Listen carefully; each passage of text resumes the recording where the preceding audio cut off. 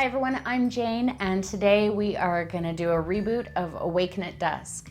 Make sure you check out the video description below for a full list of materials, and let's get started. Now to get started, we're going to cover the background using our 1-inch flat brush. I'm going to wet it in the jar and then wipe it off on the edge. Now when we apply the paint to the background, we want to do it fairly thick so that the paint doesn't dry very quickly. That way when we start putting the clouds on, the clouds will pick up some of that background color so we don't have pure white clouds just sitting on top of the color. So I've got my brush and I'm going to load up with the primary blue. And then I'm going to just pull a little bit of white into it, not very much. And my brush strokes are just going to be back and forth using the brush flat. And I'm not trying to blend the blue and white together. I'm just trying to cover the white. And also notice I'm not trying to get rid of my brush strokes. I kind of like the brush strokes, especially when I'm painting a sky, because it helps give the impression that there's some clouds in there. And I really like that.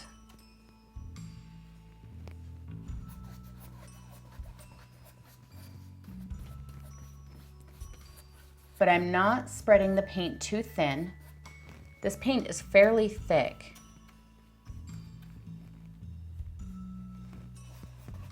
And I'm going to bring it down about 1/3 of the way down the canvas.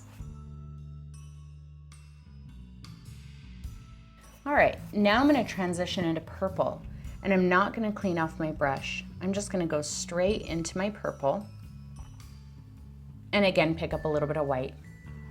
Now, one thing that I see that a lot of people have a hard time with this painting is they lay the color down and they're afraid to go up into that previous color, so they end up with a line. So don't be afraid to go up into that blue. Get it up in there, and that's how you're gonna get a good blend between the two colors, so you don't have a big line between where the blue ends and the purple begins. And I'm using Prism Violet, but I think in the original video I did of this painting, I used Deep Violet. And it really doesn't matter. They both work equally well.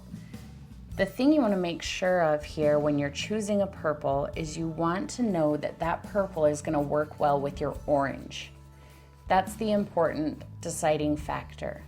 So if you're not sure what purple to use, you don't have Deep Violet or Prism Violet, test it out, mix it with a little bit of the orange that you want to use, and just make sure you don't get a muddy, ugly color.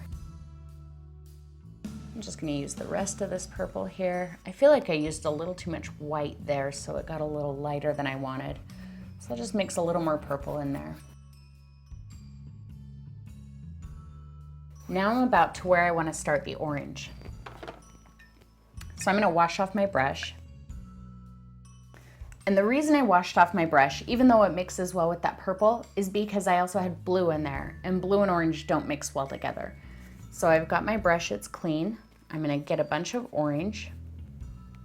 My orange is kind of dried out a little, so it's a little weird. And then I'm going to get some white to go with it. And just like when I took the purple up into the blue, I'm going to take the orange up into the purple.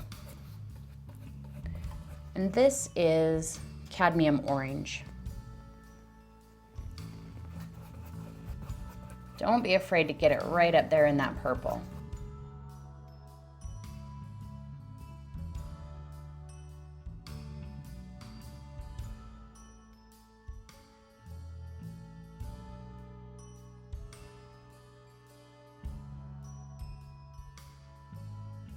Now, one of the reasons I wanted to redo this video is because a lot of you were having a hard time with the clouds, painting the clouds on top of the color and keeping the background color, getting it to draw into the clouds.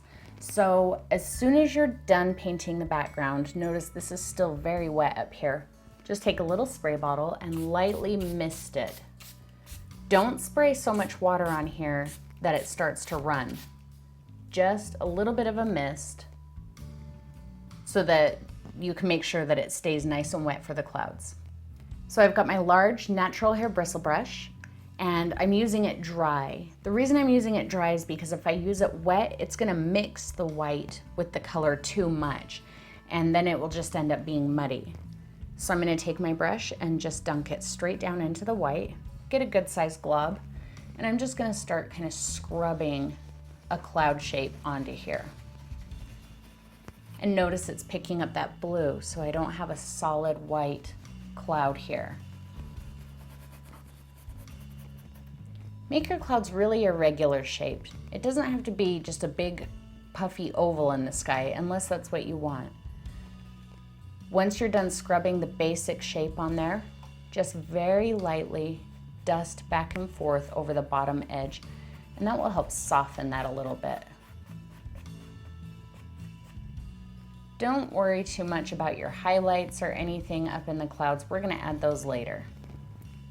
So there's a cloud. Let's go ahead and do some more.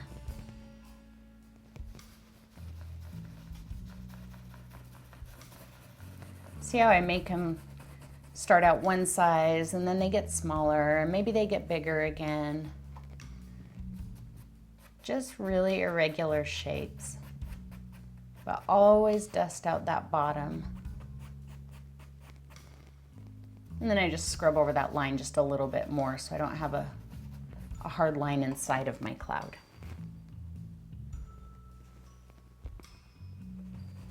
And they don't all have to start from the edge. They can start in the middle, they can start wherever you want them to be.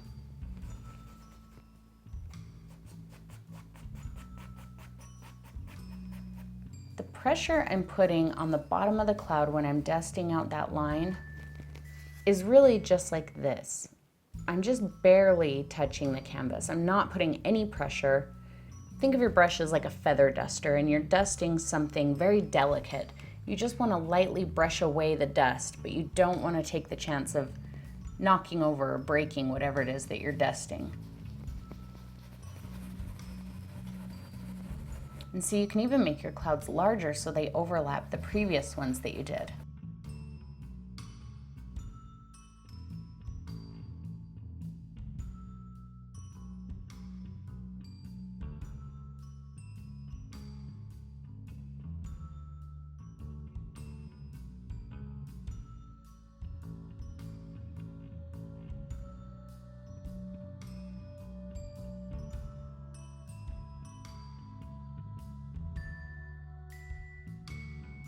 All right, now I'm gonna start moving into the orange. So just like when we were painting the background, I wanna clean this off so I don't drag the blue into the orange.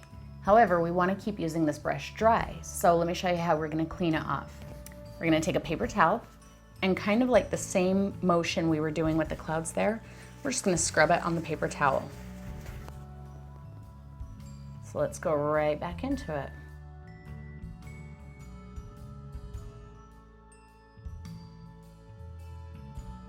Now, down here, my orange is getting a little dry, and if your paint is pretty dry and you're finding that you're having a hard time picking up that background color, actually my orange is not that dry, but if yours is, and you're just putting white over top of it and you want some of that color in there, then all you have to do is pick up a tiny bit of whatever color it is you're working on. So this part of my paint is not dry, but let's pretend that it is. So what I would do is grab my white, and then I'm gonna grab a little bit of orange with it. Then when I start scrubbing it, that's gonna help replace the orange that dried. So because I've done this painting dozens of times, I'm pretty practiced at making these clouds and getting to it before the background dries. But if you're not, you absolutely can still have that same effect. Just pick up a little more white or a little more orange.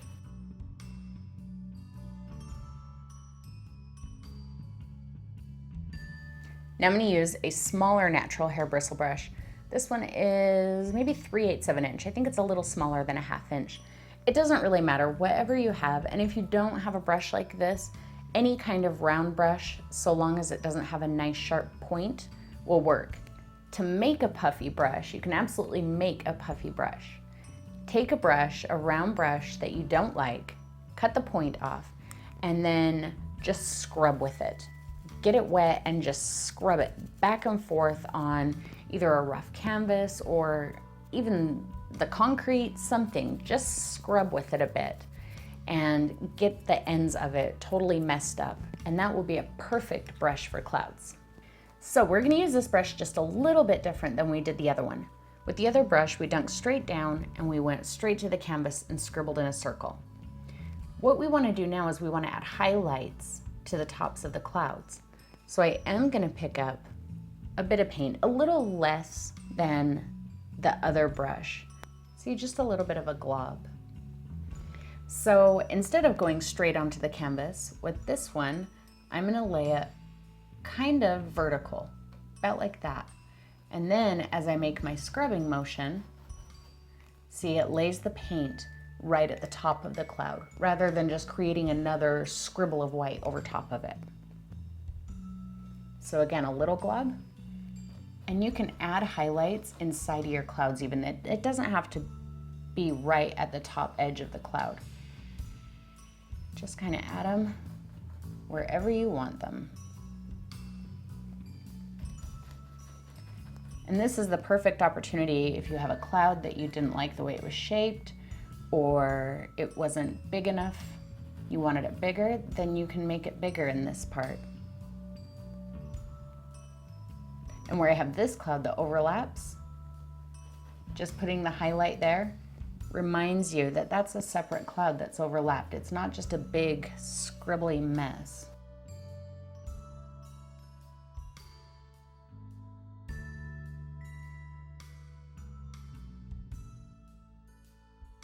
And I dragged a little bit of purple up into my blue there, but I think I'm okay with it because the sky has so much going on in it. There's so many colors that they might be reflecting off of each other and showing in different places. But if you don't want that, just make sure you scrub your brush off like we did with the large brush before moving from color to color.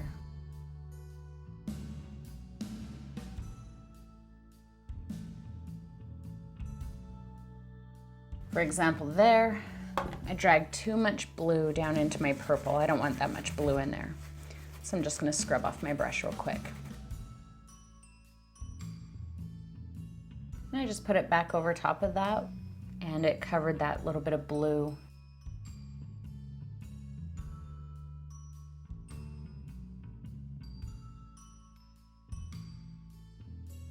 If you get a spot that's kind of strange and you can't brush it out, just use the tip of your finger and kind of tap it back. There's that full contact painting again that we talked about before.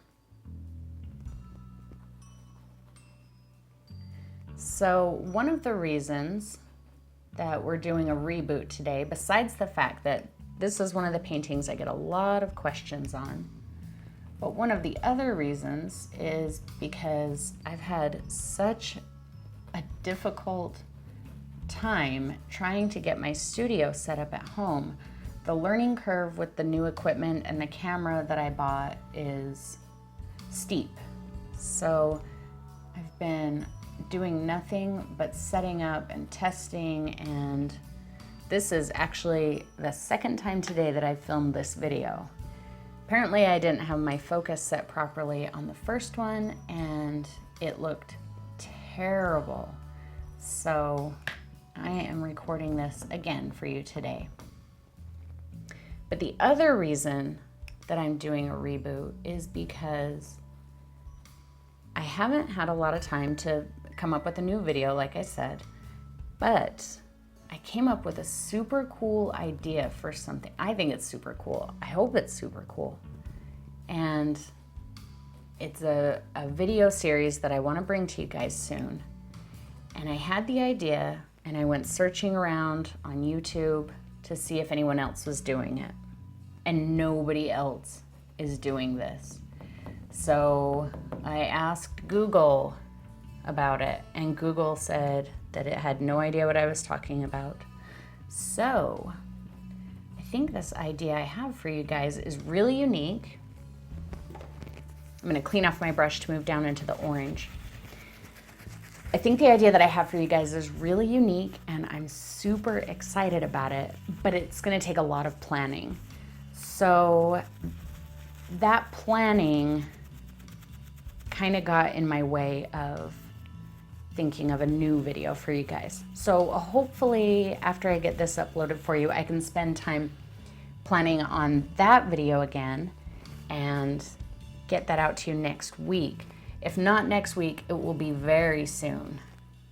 I have it all planned out in my mind. I just need to get the actual details down. But I'm super excited about it. And I'll give you hints as it gets closer. No hints right now. Like I said, I didn't find information on this idea anywhere, so I don't want it to get out there before I'm ready for it.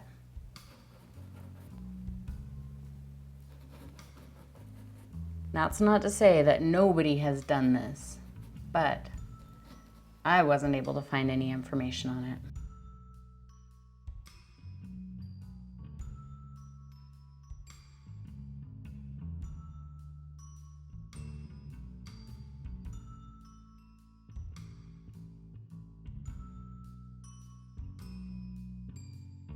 Okay, now we're gonna draw our hills and ground, and I'm gonna use my 1/2" angle brush, and I'm just gonna wet it in the jar and wipe a little bit off on the edge. I'm gonna load up with some black paint, and I'm gonna use the chisel edge of the brush with the tip dragging. So I'm going from this side to this side, so the tip is on this side of me. That way it drags as I go. If I have it that way, with the tip, the long tip that way, it's gonna crush it and I'm gonna lose control of the shape of my line. So I'm just gonna start here and I'm gonna kind of wiggle my brush as I go. And that's gonna give me a natural hill look rather than just drawing a straight line or trying to draw rocks. And my background's still a little bit wet, but that's okay because black will pretty much overpower anything. Once you have your line, just fill it in. You don't have to worry about brush directionality. Just get it on there.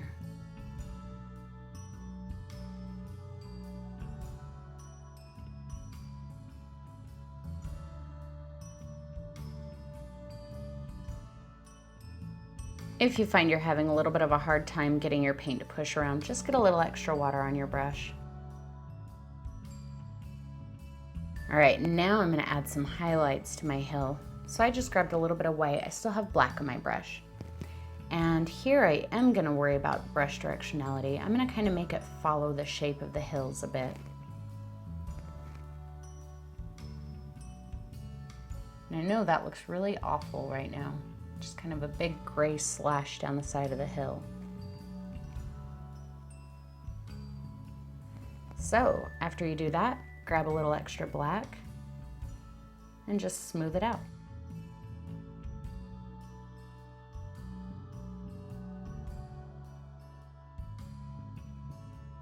All right, let's go ahead and draw our branch where our bat is gonna sit. I'm gonna have my branch coming out about at the 1/3 mark up here, but you can have it anywhere you want. And I still have a little bit of white on here, but again, the black is gonna overpower that. So I'm gonna get my black and I'm just gonna lightly draw a line. I'm not putting pressure on my brush. I'm just touching it to the canvas. I'm not pressing like that. So I'm just touching to the canvas, and again, like the hill, I'm kind of wiggling it back and forth to get kind of a jagged branch. And I dragged my clouds into there. That's all right. Now I can push a little bit harder to make this line wider.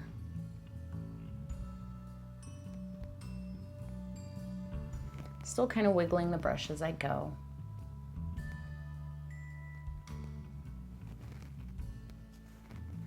Little extra water if you're having a hard time.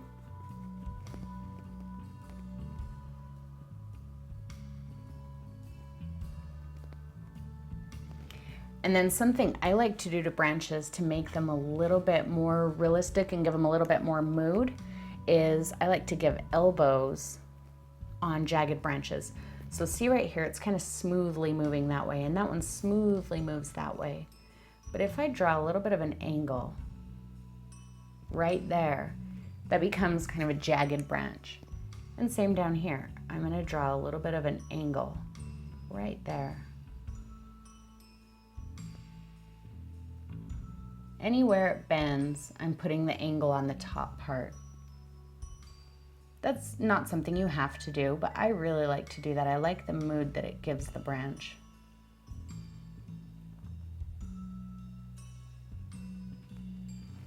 And then I'm going to draw another branch off of the top. Just the same way, it's just not going to be quite as big.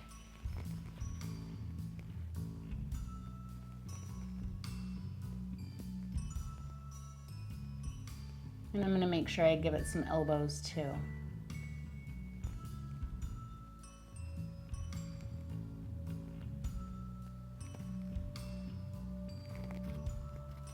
A little extra water. My brush is getting really gunked up.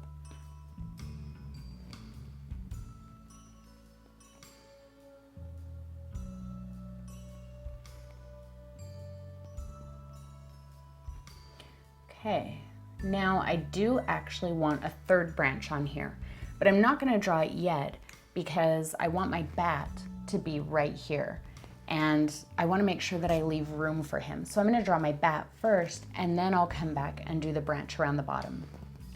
So for the bat, I'm going to use my small round brush. It doesn't matter what size. I like a very small one so I can use it kind of like a pencil. It just matters that it has a good point to it. So I wet it in my jar, and I'm going to kind of roll it in the paint. So I'm not just smashing it like that because that flattens my brush out and distorts it. I'm kind of rolling it back and forth like that to keep a nice sharp point. And I'm going to have my bat hanging, I think I'll put him right about here. His body is a very simple shape. It's just a triangle, and that's what I'm going to draw. Starting from here, I'm just going to draw a line that angles down.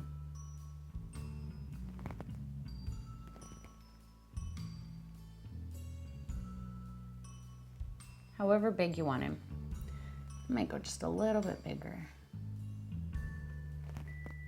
And on the other side.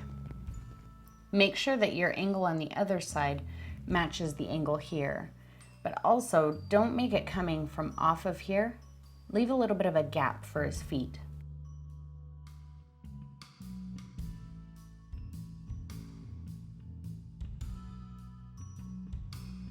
Let's make the little swoop right here between his feet. Not too much of a swoop, just a little bit.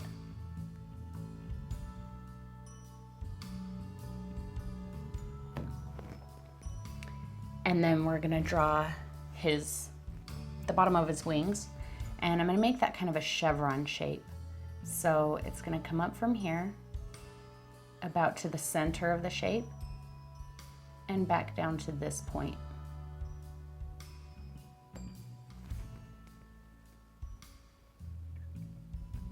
For his head, I'm going to draw a line that comes straight out of this line here, straight down, and it's going to be out of the center of the line. So I'm just going to draw it like that and make it a little longer than his wings. And over here.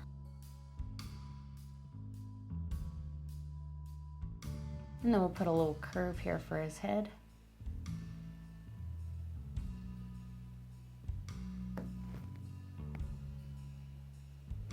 And then I'm going to round off the point of his wings because he's a nice bat.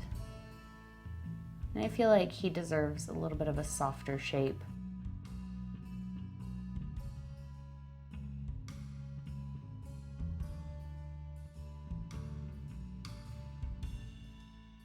Once you've got him painted, you can fill him in and refine his shape. I'm going to fill in his head first because I feel like his ears need a little bit of work. But I can't really tell until his head is filled in. Yeah, I'm just going to kind of fatten his ears out so that they're little points. Now I'm going back to my 1/2 inch angle brush and I'm just going to fill him all in.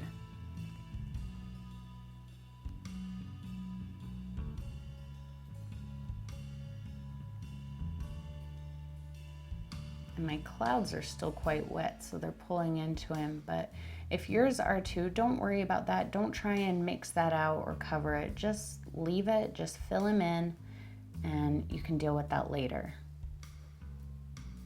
Or maybe it'll give him a little bit of highlight, and that'll be really interesting. That's one thing about painting that I think a lot of brand new painters have a hard time with, is just going with whatever happens. A lot of times we get so stuck with this idea in our mind that if that idea doesn't turn out exactly the way we had it planned, then it's just totally destroyed and we stop. So just let little things happen. You never know what you're gonna like. You might accidentally do something and then you end up loving it, or maybe you still hate it, but it taught you something, and now you look at that and you think, oh wow, that background was wet, and when I smoothed that black over it, it looked like a highlight. I don't like it for this painting, but now I'm gonna go try it on another painting. So that's what painting is. It's a lot of experimenting. So when you make a mistake, just experience that mistake and think about it. What can you learn from it? Let's do our third branch now. So my angle brush, some wet black paint, and I'm gonna bring it about from here and twist it and just kind of bring it around his body a little bit.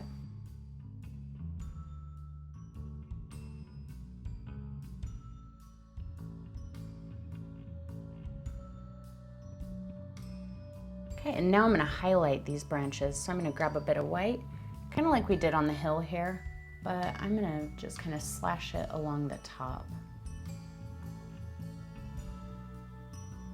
Bear with me, I know that looks really weird. That does not look like highlights on a branch right now, but it's cool. I'm good with it.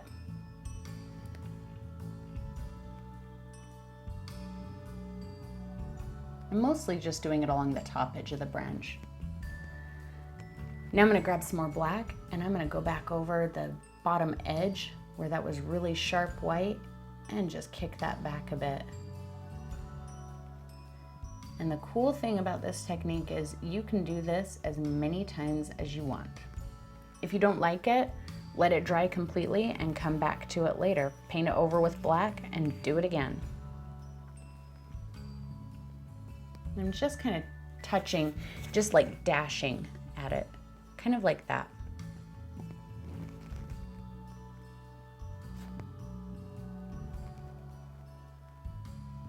Keeping the dark on the bottom edge.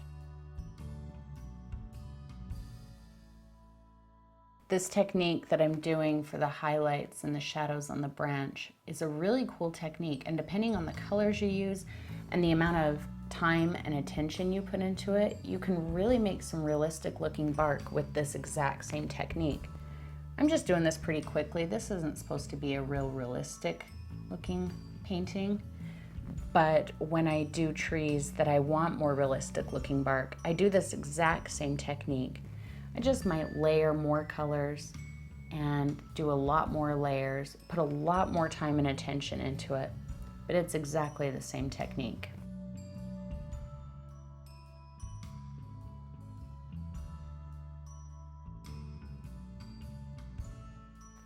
Now I'm going to draw another tree on a hill right here. And I'm gonna bring it up maybe about that far. Now you can do this with any brush you want. I am gonna use my 1/2 inch angle brush because that's what I'm the most comfortable with. But if you need to get a larger round brush than the little detail brush we were using, that's perfectly fine too. So I'm just gonna get some black paint. And remember that the tip of the brush always drags. Since I'm gonna start at the bottom of the tree and go up, that means my angle brush is pointing down.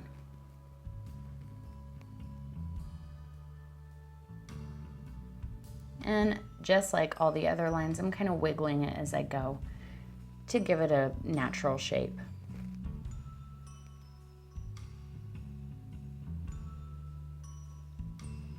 And then just widen it at the base there.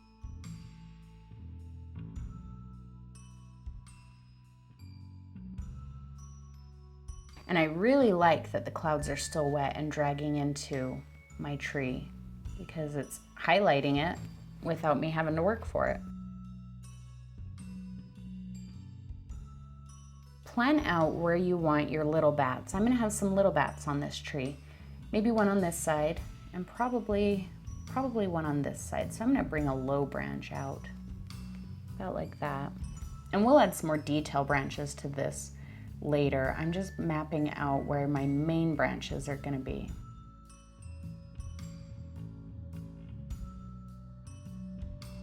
So now we're gonna draw our little bats, and we're gonna draw them the same way we did this one, just much smaller. So if you lose a little bit of detail, that's okay. So I'm using my small round brush and I'm getting some black paint. Remember to roll it so you keep a nice sharp point. Then I'm gonna draw them just the same. We're gonna start with our little triangle on both sides. The little chevron between. His ears.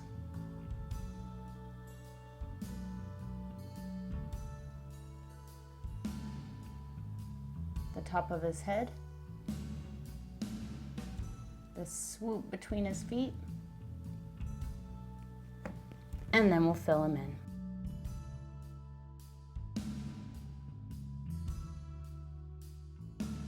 And then I'm gonna do one more. You can do as many as you want. I'm gonna do one over here on this side. And they don't have to be exactly the same size. You can make one bigger, one smaller, whatever you wanna do.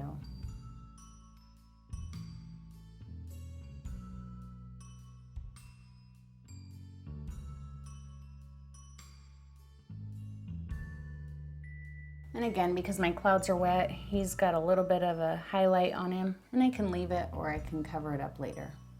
I think I'm just gonna cover it up. Most of it anyway.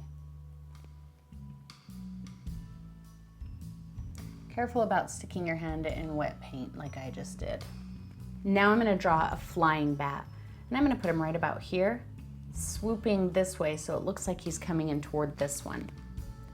So my little round brush, some black paint, and I'm gonna draw kind of an arc, about like that. Well, maybe I'll make it a little bit bigger.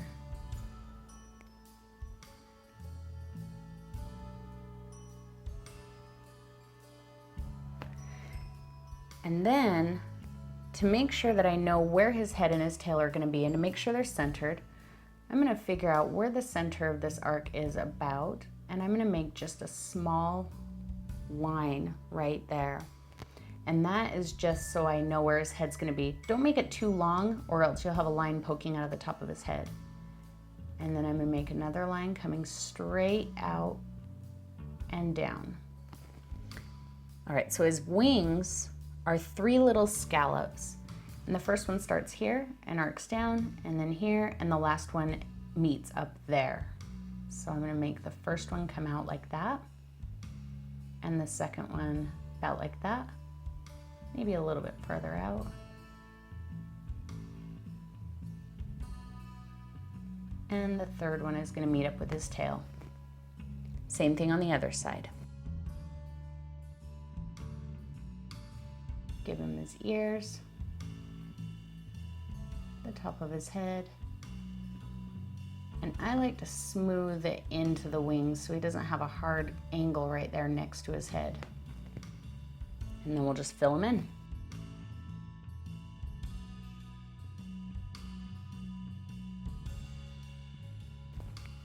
Once he's filled in, it's easier to tell if you need to make adjustments to him.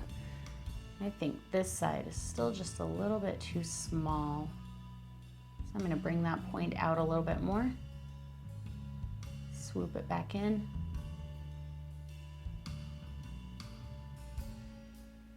And a little farther out there.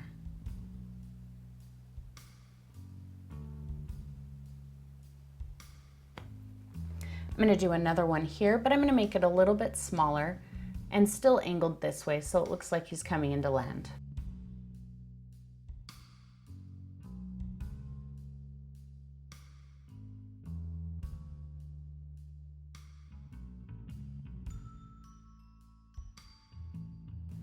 Now let's add some smaller branches to this tree. And I am going to use my 1/2" angle brush again because, like I said, that's what I'm comfortable with. But you can use a round brush if you like. Now when I use this brush to make smaller branches, I'm going to get in there really close and I'm going to be very aware of what my brush is doing. To make small branches, I'm not going to put my brush flat like that.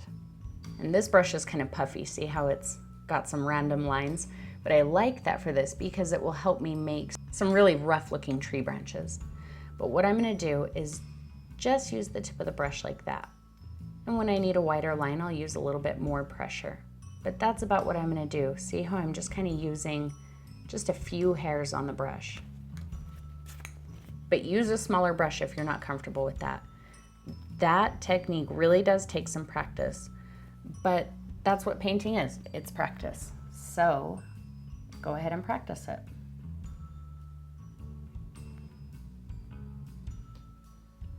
But see, I'm not trying to put too much attention into these little branches. I'm just making some.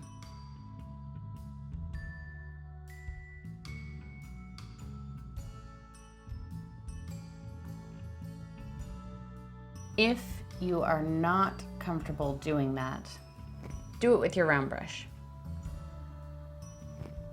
So like this.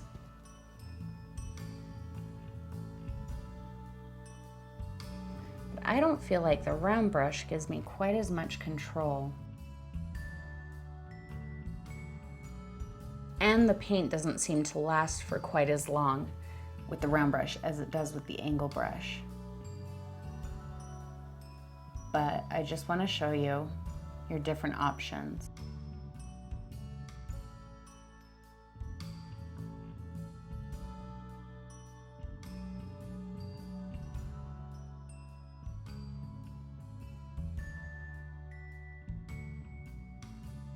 But see, again, when I use this little brush, I'm only using just the last couple hairs on the brush.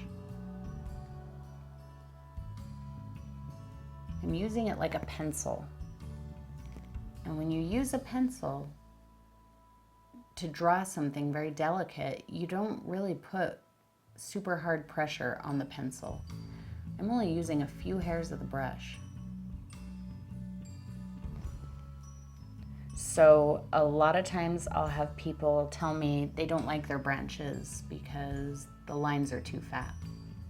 Well, if your lines are too fat, you're either using the wrong brush or you're just putting too much pressure on the brush. So I don't know if you can see that line, but that line is about the width of a single hair. And that's not to show off, that's to just show you that it's just all about brush pressure. Because even with this little brush, if I put more pressure on it, like up here, let's say, see, I get a wider line. And then as I release my pressure a bit, it gets thinner. So just get a little junk canvas or whatever, a piece of paper, and practice those little lines if that's what you want to do. If you don't want to do little lines like that, you like fat branches, that's totally cool too. Sometimes I like to paint fat branches.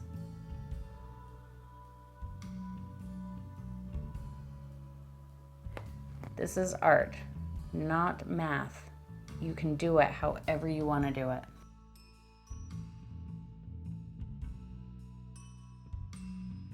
Keep a little extra water just to make sure you can get crisp little lines.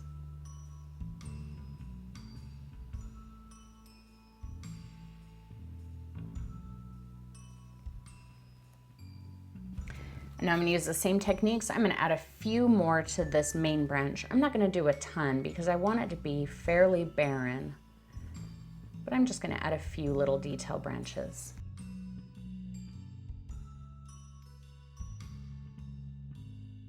See how my puffy brush broke up right there, and now it looks like I have 3 little twigs poking off of there? I like that, so I'm going to leave it. That's why I chose this brush.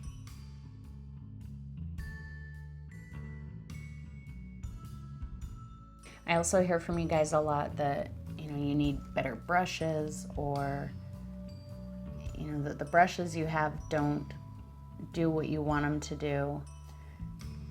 But I never buy name brand brushes.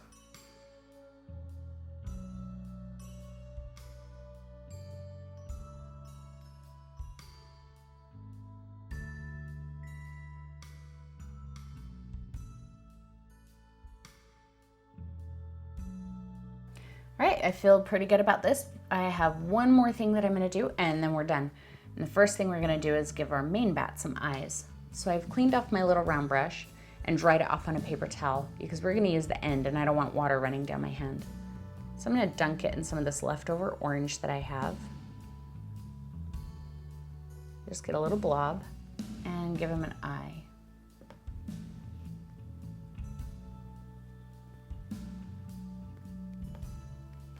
I wiped off the end of that brush and I got myself a tiny dot more of white, and I'm gonna do the same thing and I'm gonna add some stars to the sky.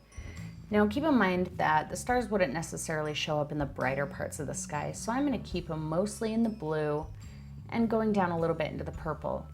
But where stars don't show up is on top of clouds, so just make sure that you just dot it around the clouds. Don't put it right on top of your clouds. And just make it really random. Add some smaller ones by pressing less, and add some bigger ones by getting a bigger blob of paint.